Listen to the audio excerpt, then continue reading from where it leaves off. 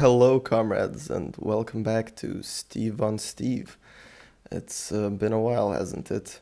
But without getting into it, without any further ado, I bring to you Unity of Command 2. And not just Unity of Command 2, but Unity of Command 2 with the Blitzkrieg DLC, the first DLC that we've seen so far for Unity of Command 2. Now, I've been absolutely loving this game. I've been a longtime fan of the Unity of Command series ever since it, well, I don't know if it's true to say if ever since it came out, but ever since I found out about it many years back, the first Unity of Command games have been some of my favorite games, strategy games, and as you all know, I'm a big strategy game fan. And they were on the Eastern Front, and that's, probably, as a history nerd, one of my favorite subjects, parts of history, topics in history, and it's probably something I'll end up writing a lot of my historical work on as a history student, which is fun. But again, I am getting off track, so let's get right into the German campaign of Unity of Command 2.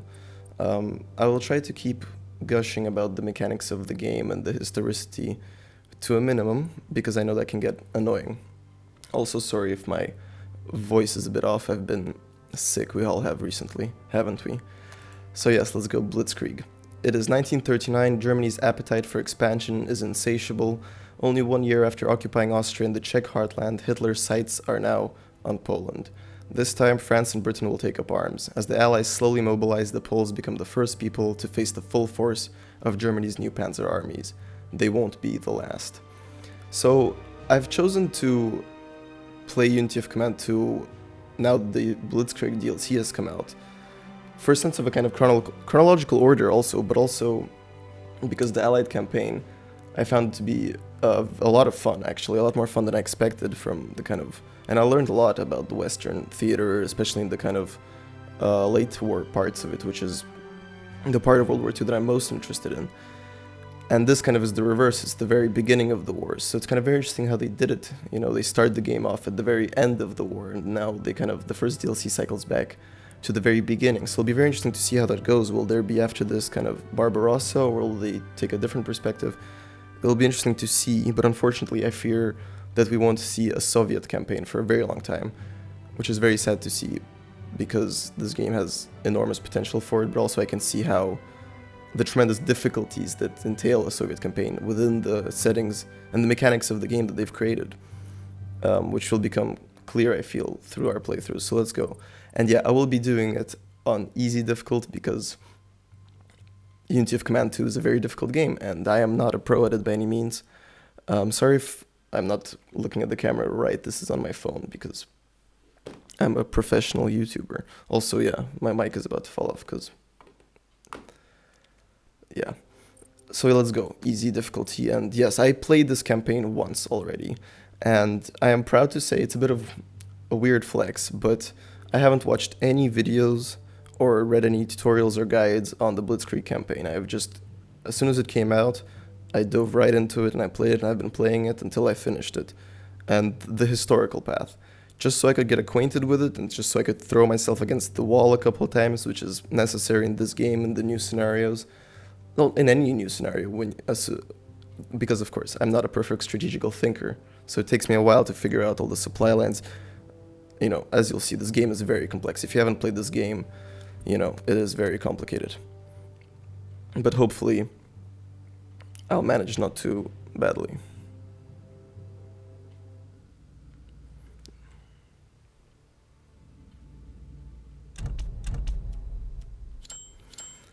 Alright, so we're greeted with the familiar conference screen if you've played the Unity of Command 2. And yeah, obviously it starts off with the Poland campaign. And before we do that, actually, wait, something's wrong. Ooh, I think I'm getting a bug. Lol. Well, I mean, in that case, we might as well just jump into it. I was gonna... Actually, no. So I've had to restart my game because I think my recording software is making it crash.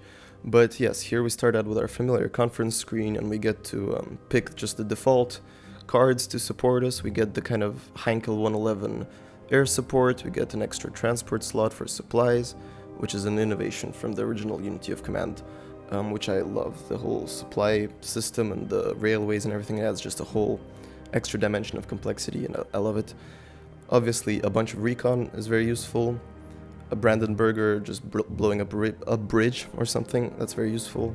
Although, actually it's not very useful, I haven't found it to be very useful in this campaign.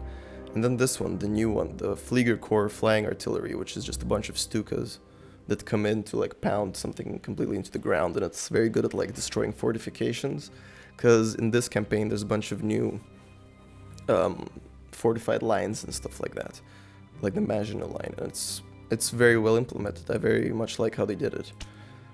So let's see at the first armies we get to play with.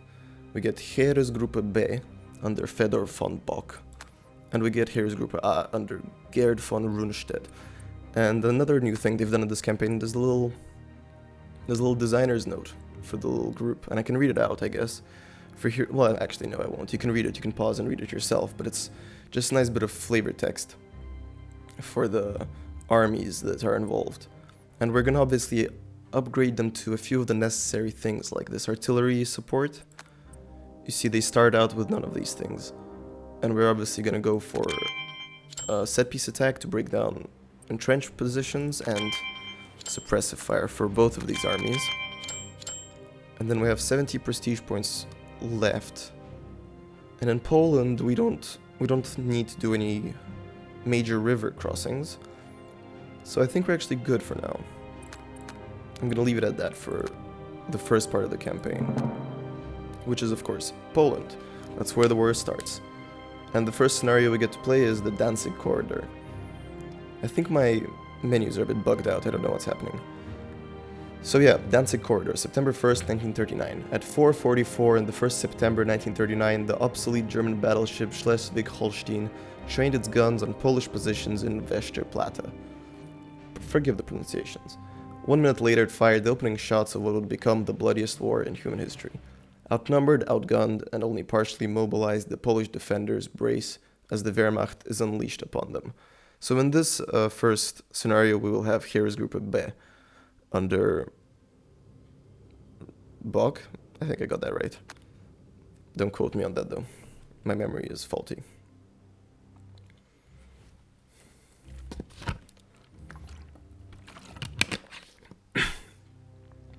So here we start out the Danzig corridor. OKW dispatch. Your orders are to cut off and occupy the so-called Polish corridor. You outnumber the thinly spread Polish forces in the area, but be mindful of your western supply line as it is exposed to Polish incursions. The Luftwaffe and Kriegsmarine assets at your disposal should aid your efforts greatly. Finally, time is of the essence, as OKW plans to divert your mobile divisions east in support of our northern push on Warsaw. Okay. So, okay, there's something definitely... It's gonna crash, isn't it? Nope. Something definitely wrong with my screen. Okay, so I've had to restart my game again because Bandicam was basically not happy with whatever was going on, so now I've had to switch recording software, and hopefully everything works out from now. But yes, we are now in our first scenario in the German campaign, and isn't it exciting to now be playing as German units after playing as the Americans and the Brits for so long? It sure is very interesting, because in the American campaign it's like the end of the war and all of your units are like full strength and properly decked out, whereas here hardly any of them even have support artillery, which is it changes the way that the game is played in some ways. So let's see, the situation in which we start out is pretty easy. We have supplies all across the board, no problems there, and we have only one HQ unit, which I think we will move up before we even start our operations.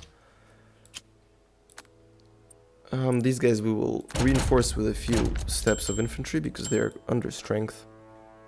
These Grenztruppen, these border troops, aren't going to be much use, but we are going to we're going to use them to pin down the enemy forces up here above Gdynia. And other than that, I think we're ready to start the operation, so let's go. Our first moves, I think, are going to be in the north, so let's Actually, I think yeah, let's recon this area. So there's just one understrength division here, and I'm sure there's some forces somewhere up there. So I'm just gonna move these infantry up and cross the border into Poland. There we go. So just one understrength two-step unit there, and let's move our border troops, and there we go. There's a Polish infantry garrison there, which will be a pain. But here we need to focus on taking out Danzig, and we'll call in our naval support to soften them up for us. That did an excellent job of it, and these guys should be able to take it no problem. Yeah, they wipe out that step. And okay, we've taken Danzig. So yeah, those guys aren't going to be out of supply ever, because that in itself produces supply, which sucks. So we're actually going to have to clear that out somehow. In other news, our infantry here can make pretty good moves. These ones not really. They won't really do much to cut off anyone here. So let's see. Yeah, these guys have the artillery step, which is very fortunate, so they can... Oh, nope, they still managed to lose one step of infantry. Of course they did. Alright, they're gonna retreat, and there we go. We've taken one of the first objectives on turn 1. Let's move our artillery up through there, yeah. And move these Karmas down here. Yep, and by seizing this railway over here, we have managed to put all of these guys up here in the north out of supply. Except, of course, that guy in Gdansk or Gdynia or however you call it. No, wait, this is Gdansk. Yeah, that's just Gdynia, I'm getting that wrong. Someone was going to comment that, but I got ahead of them. Let's see. In the south here, we have our little armored thrust consisting of a bunch of Panzer IIs and armored divisions. I mean, motorized divisions, but at least the Panzer II has Pioneers and Recon, which is very, very powerful. The Pioneers, they negate entrenchment, which is key. Although I think in the first scenario, there isn't that many enemy forces that are entrenched. This place, for people starting out the scenario, be wary of this place, because this is one of your railroads where your supplies come in. And if you don't keep this Polish division in check, they like to cross the river and cut off your supplies, which can be very frustrating. So I like to keep that in check by moving this division here. So these guys move up into Poland. These guys come into garrison Schneidenmühl. Alright, let's keep moving our infantry forwards, unopposed, up to this river. These guys can be cut off with no problem, but can I get my artillery to this town? Yeah, perfect. So next turn we'll be able to use this artillery to actually have a strong attack on that town, as opposed to just bare bones infantry. Oh yeah, we don't even have to encircle these, because our infantry is going to be able to take them out in one hit. Destroyed that unit. And let's see, our armor. So they'll be likely able to make those retreat, but let's see what's up here. Oh, we've been able to take the bridge. Although here, if I remember correctly, which this is the benefit of having played the mission once again, or at least once already, even though I admit the first scenario took me a couple of cracks because I was unfamiliar with the map. But yes, I think there's a Polish cavalry in that forest, so our tanks aren't actually going to do too well there. It'd be better to send them down to deal with that city, surely. Although, you know, in this game, as with many other games, tanks, you know, in the open plains, they're gods, but as soon as they enter a forest or a town, they're papier-mâché, which, you know, historians will debate that. Alright, let's try to... because we're going to be able to use some naval bombardment. No more uses in this scenario. So we're going to have to take Gdynia out on our own with these piss-poor divisions. We'll do it. I'm going to use my bomber sport. Wait, which one do I have to take first? Yeah, I have to take the first... I have to take the forest out first, so I will use my bombers on the forest. That was actually... that couldn't have gone better. Perfect. And they even retreated, so now we send the rest of our motorized, and we've taken 2 of our objectives. There's 3 Polish divisions that are doomed up north here. And pretty much nothing, and pretty much unopposed on the approaches to here. This is pretty much where we want to end up. Let's move our HQ up. They're not going to be able to... Yeah, we kind of want them up north to... for them to be able to use their abilities. Their command abilities on these infantry so they can pin those guys and fuck them up. Yes, I'm happy with that. And that was a good first turn. There's no holes in our lines. We can comfortably move these guys and fuck up that cavalry. And I doubt the Poles, these guys, they're going to be out of supply next turn, so I doubt they'll be attacking. I'm overthinking this way too much, but yeah. And our supply situation is good everywhere. We'll just increase this by 1 and we're golden. When we seize this railroad, that's not going to be an issue at all. So yeah, that's a good first turn. We get a reward. Oh, we get a bunch of rewards. OKW. I don't know what that one does. I don't remember.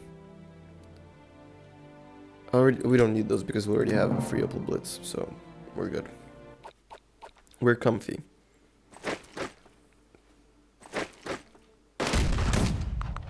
Holy shit, they actually survived.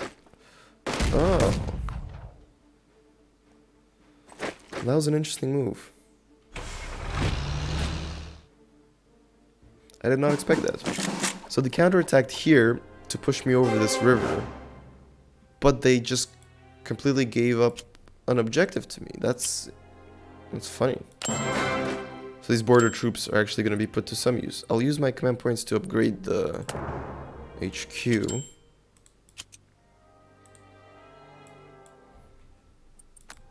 Alright, yeah, these guys are going to take some damage. Let's just do some normal attacking. Nothing risky. These guys are weak, but I want to get them in the radius of my commander so I can reinforce them. What's the right move here? Yeah, I need to take this city turn on turn 6. Kind of want to use my recon, but also it's not worth it because there's just not enough enemy units to warrant it on this map. Although these ones are definitely a problem. These guys are going to get cornered because they're on a river. They crossed the river. But fuck it. Oh, apparently not. But yes, I don't mind using a couple infantry division to tidy this up. Although, holy shit, that's taking way too much work. That's not even fair. But that's fair enough. We're making good time. And we took out what we needed to take out. Might as well steal some extra supplies. Yeah, that was just a little detour that didn't cost us anything, really. Yeah, these tanks have the engineers, the pioneers, and I don't want to waste that on these infantry. So can I smoke them out here? Can I make them retreat that way? Oh no, they just retreated all the way away, which is good. Let's soften these guys up. Oh no, no retreat. That's not great. Still, our tanks still have a massive advantage. Should do well, although they won't retreat.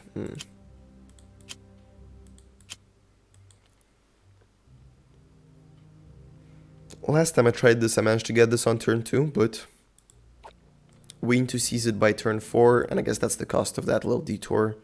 We would have had more infantry to throw at this right now, and I kind of don't want to unnecessarily waste it, in a sense.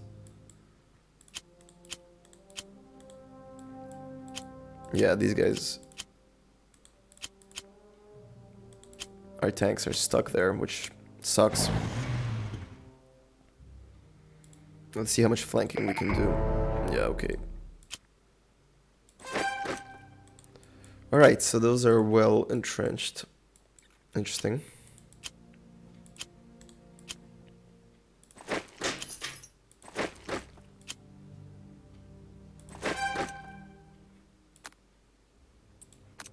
Okay, so we can't reinforce those. Fair enough.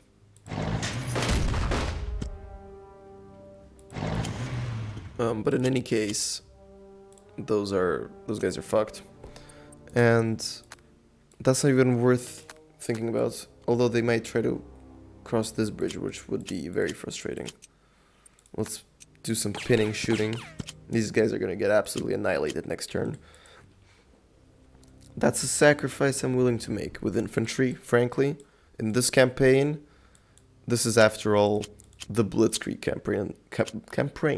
It's the Blitzkrieg campaign. It's all about armor. It's all about the German panzer divisions, the mythical, by this point, almost mythical in terms of how people perceive them, panzer divisions. Our supply situation is a lot better than I foresaw, but whatever, we can actually completely cancel those supplies over there and not even have to replace them anywhere. Oh, excuse me. Let's use our air attack on Torun. Yeah, that was worthless, but that's okay. Next turn. Oh, we have en route units. One free infantry division on the very far west, which we perhaps should have used for dealing with that at the beginning. Was it in range? Yeah, it was.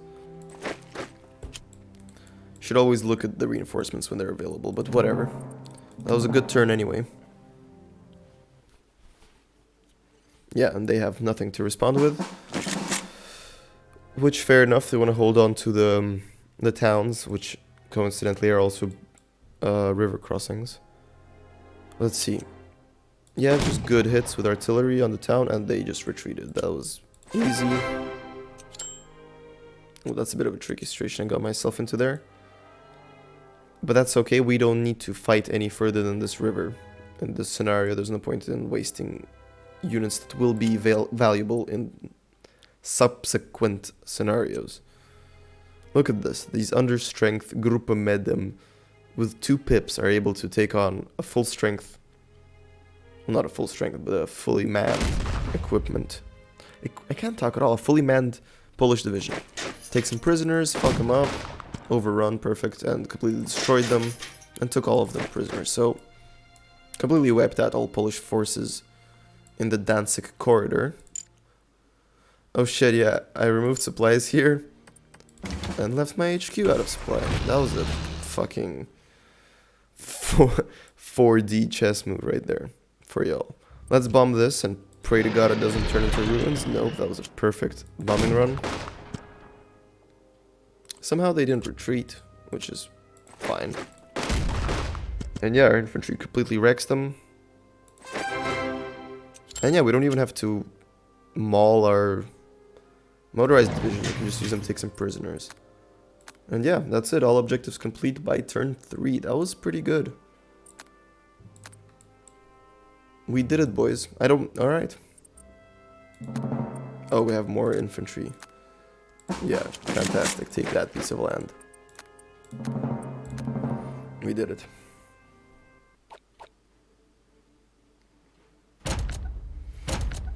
Yeah, they're gonna reinforce, and that's it. Objectives complete. You are victorious. End scenario.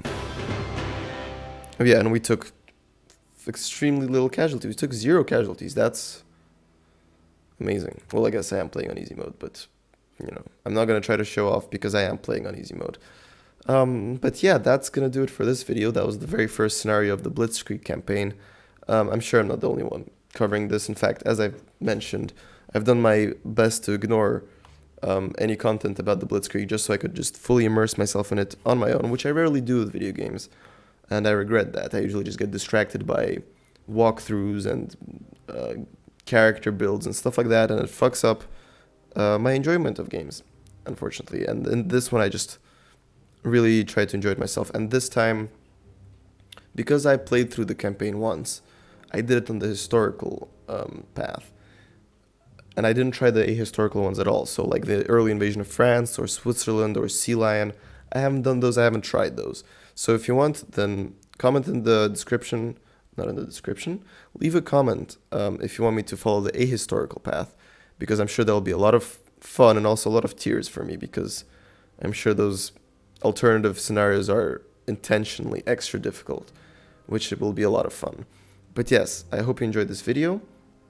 And also for my subscribers, who haven't seen me for a while, there will be an update video soon, just kind of, you know, to follow up on months of nothing and then a sudden video, you know. So I'll keep you posted, and obviously like and subscribe if you enjoyed this and want to see more of Unity of Command 2 or literally anything else.